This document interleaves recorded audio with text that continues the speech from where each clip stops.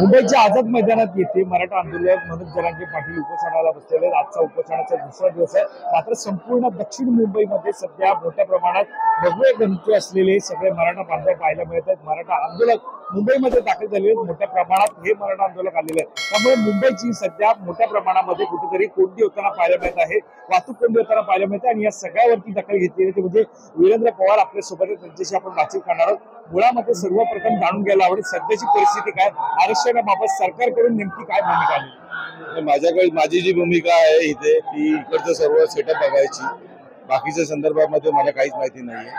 ज्या ज्या ठिकाणी पाणी नाही तिथे पाणी पोहोचवण्याचं काम आम्ही करतोय। आज पाऊस नाहीये पण ऊन कडक्याचं झालेलं आहे, ह्युमिड क्लायमेट आहे, पाण्याची कमतरता आहे। बीएमसीने पिण्याचे टँकर पाठवले आहेत, मात्र पिणार कसं पाणी पिणार कसा माणूस, आलेला माणूस पिणार कसा? टँकरने आंघोळ करू शकतो माणूस, पिऊ शकत नाही पाणी। या साध्या गोष्टी कळायला पाहिजे होत्या। आता देखील काही बीएमसी ऑफिसर भेटले, ते बोलले पाण्याचे टँकर आणले, पिणार कसं? पण मोठ्या प्रमाणात या आंदोलकांची गैरसोय होते, त्यामुळे सीएसटी स्थानकात असेल, रस्त्यावरती असेल, बसण्याचं पाहायला मिळतं। नाही का, आता बऱ्याचशा ठिकाणचे मी जे पॅक्स होते ते मी काढले, मेट्रो जंक्शन ओपन केला मी, सीएसटीचाही बऱ्यापैकी मी मोकळा केलेला आहे।